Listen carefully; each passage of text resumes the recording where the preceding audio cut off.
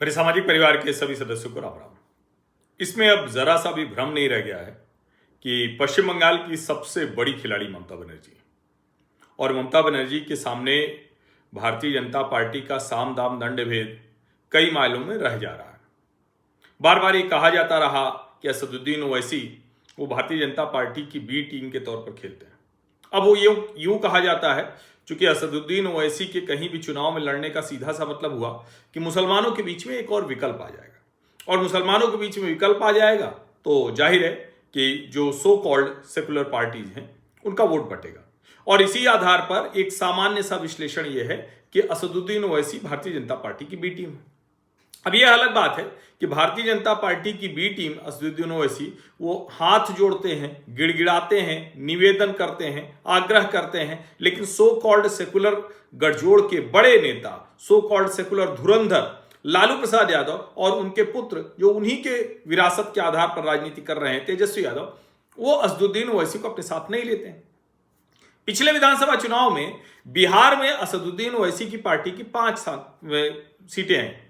5 में से 4 विधायक तेजस्वी यादव उदरस्त कर ले गए, पता ही नहीं चला। ठीक वैसे ही उदरस्त कर ले गए जैसे बहुजन समाज पार्टी के सभी विधायकों को अशोक गहलोत उदरस्त कर ले गए। लेकिन न तो वो लोकतांत्रिक संस्थाओं पर हमला था, न तो वो चुनाव खत्म करना था, न तो वो संविधान पर हमला था, क्योंकि ये दोनों उदरस्त करने का काम भारतीय जनता पार्टी ने नहीं किया था। ये काम कांग्रेस ने और राष्ट्रीय जनता दल ने किया था।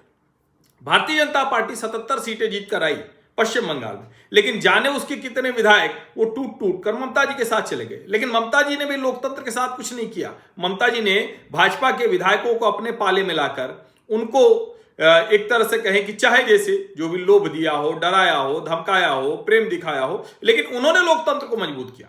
अब ये एक सामान्य नैरेशन है। इसी से आप समझिए कि इस देश में किस तरह का विमर्श खड़ा किया जाता है और किस तरह का विमर्श आगे भी खड़ा करने की कोशिश हो रही है। अब इससे आगे की बात कर लेते हैं। जो लोग ये कहा करते थे कि अगर सत्ता चलाना आना है तो कांग्रेस से सीखना पड़ेगा और विपक्ष यानी भारतीय जनता पार्टी, अब उल्टा हो गया। मोदी शाह युग में कुछ नहीं करते हैं तो याद दिलाते हैं कि अरे अटल जी ने तो 1 वोट से उनकी सरकार गिर गई थी और उनका कहा था चिमटे से भी ऐसी सत्ता नहीं छूंगा। निश्चित तौर पर कहा था, लेकिन नरेंद्र मोदी अमित शाह को पता है कि देश के साथ जो गड़बड़ी हो रही, जो बेईमानी हो रही, जिस तरह का गड़बड़झाला हो रहा है उसको ठीक करना है तो कई बार ये करना ही पड़ेगा। इसीलिए उनको हेमंत विश्व शर्मा भी चाहिए और शुभेंदु अधिकारी भी चाहिए। लेकिन शुभेंदु अधिकारी के होने के बावजूद जो ममता बनर्जी ने बड़ा खेल किया, या यूं कहें कि जो खेल दिख रहा है, अब इसका कभी कोई प्रमाण नहीं आएगा। जो हुमायूं कबीर जो ममता जी के बहुत खास थे, मुर्शिदाबाद में उनकी बहुत बड़ी ताकत थे, उन हुमायूं कबीर ने मुर्शिदाबाद में बाबरी के नाम पर एक मस्जिद बनानी शुरू की। मस्जिद बनाने में कहीं कोई दिक्कत नहीं, मस्जिद, गुरुद्वारा, चर्च, मंदिर जो मर्जी बनाइए। भारत तो ऐसा देश है, सबकी आस्था का सम्मान करता है। जो लोग कहीं नहीं है, जो पारसी पूरी तरह से इस्लामिक शासन ने उनको उखाड़ कर फेंक दिया, मुसलमानों ने उनको मारकर भगा दिया, उनकी हत्या हो गई, उनकी संस्कृति खत्म कर दी, वो पारसी भारत में मजे से रहते हैं। नवरोज भी मजे से मनाते हैं और टाटा जैसे बड़े उद्योगपति हो जाते हैं। और सिर्फ टाटा ही क्यों, होमी जहांगीर भाभा से लेकर रतन टाटा तक और जमशेदजी टाटा से लेकर रतन टाटा तक, यानी हमारी जो पारसी समाज की स्थिति है वो एकदम अलग है। फिर हम बोमन ईरानी की भी याद कर लेते हैं, क्या शानदार कलाकार हैं। मुझे लगता है कि ये भारत की विविधता है, लेकिन चूंकि इसको अलग तरीके से प्रस्तुत किया जाता है और इसीलिए कहा जाता है कि देखो मस्जिद नहीं बनने देते, चर्च पे गड़बड़ होती है। भारत में तो कोई अल्पसंख्यक जैसा मसला ही नहीं और भारत में तो अल्पसंख्यकों को लेकर कोई ऐसी भावना ही नहीं है। खैर, एक बहुसंख्यक अल्पसंख्यक है जो है मुसलमान, ये बहुसंख्यक अल्पसंख्यक। भारत में इनकी संख्या वो कितनी है इसका ठीक अनुमान नहीं लग रहा। अब जनगणना के बाद शायद आए, लगभग 20% मान लेते हैं, 15 से 20% के बीच में के मुसलमान। इतनी मस्जिदें हैं, कहीं कोई दिक्कत नहीं, लेकिन आता है सड़क पर नमाज पढ़ते हैं, सड़क घेर लेते हैं, बड़ी बड़ी जगह चाहिए, वो सब चलो ठीक है। बाबरी के नाम पर मस्जिद, वो बाबरी जो हिंदुओं के लिए एकदम क्लेश का विषय, कलेजा कटने का विषय, पीड़ा का विषय, बरसों के पता नहीं क्या कौन सी खराब यादें जुड़ी हुई, जाने कितने लोग अपने प्राण गंवा बैठे। और ताजा जो राम मंदिर आंदोलन हुआ, अब राम मंदिर भव्य बन गया, बाबरी नहीं रही। अब क्या है, बाबरी मस्जिद मुर्शिदाबाद में बनी, नींव भी पड़ गई, उसकी नींव खुदाई हो गई, जाने कितने मुसलमानों ने यहां से लेकर सऊदी तक, दुबई तक, जाने कहां कहां, पाकिस्तान से लेकर जाने कहां कहां से पैसा आ गया हुमायूं कबीर के पास। सोचिए वो ममता बनर्जी की पार्टी के नेता थे।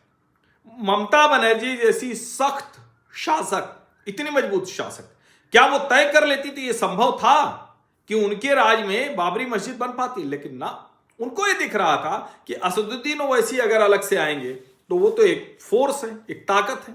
हुमायूं कबीर तो कोई फोर्स थे नहीं, ममता बनर्जी के कमांडर थे। और ये मेरा पूरा विश्लेषण है, इसका कोई तथ्य तर्क तो मिलेगा नहीं।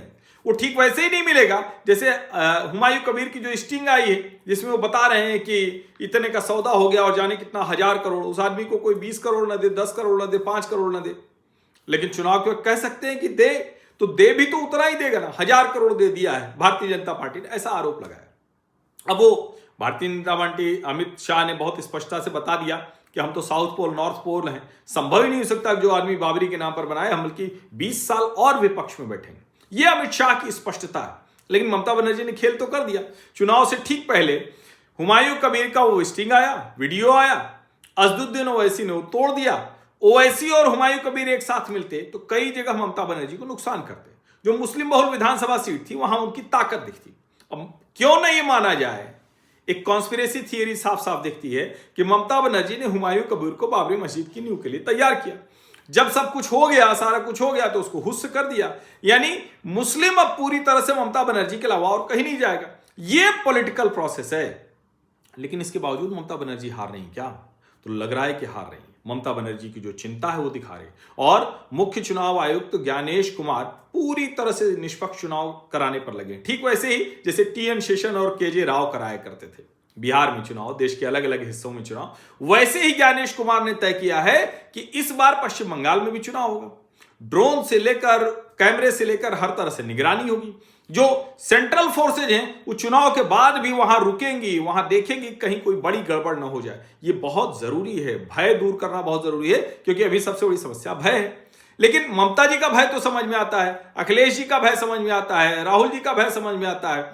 अब भय दिखने लगा है अरविंद केजरीवाल को। अरविंद केजरीवाल भी पोस्ट कर रहे हैं कि अगर इतनी सारी चीजें करने के बाद, इतनी संस्थाओं को ये सब करने के बाद भी अगर भाजपा पश्चिम बंगाल में चुनाव हार गई तो इसका सीधा सा मतलब हुआ कि पश्चिम बंगाल में भाजपा की जीत की कोट अनकोट आशंका वो अरविंद केजरीवाल को भी लगने लगी है। तो निश्चित तौर पर ममता बनर्जी सबसे बड़ी खिलाड़ी पश्चिम बंगाल की हैं, लेकिन वो सबसे बड़ी खिलाड़ी लग रहा है कि इसका दांव इस बार सही नहीं चलने वाला है। और देखिए, ऐसा नहीं होगा। ममता बनर्जी की पार्टी बहुत स्ट्रांग है, उसको हराएंगे भी तो बहुत कांटे का मुकाबला होगा, बड़ी मुश्किल से भाजपा जीत पाएगी। लेकिन अगर एक बार सरकार बन गई तो तृणमूल कांग्रेस के समापन की पटकथा भी लिखी जा चुकी होगी। आप सभी का बहुत बहुत धन्यवाद। सब्सक्राइब अवश्य कर लीजिए, नोटिफिकेशन वाली घंटी दबा दीजिए, लाइक का बटन दबा दीजिए, अधिक से अधिक लोगों तक इस वीडियो को पहुंचा दीजिए। और चुनाव तो जनता तय करेगी, वो तय करेंगे, बंगाल के लोग तय करेंगे, पश्चिम बंगाल के जो उनको नेता के तौर पर समझ में आएगा उसको सत्ता सौंप देंगे। बहुत बहुत धन्यवाद।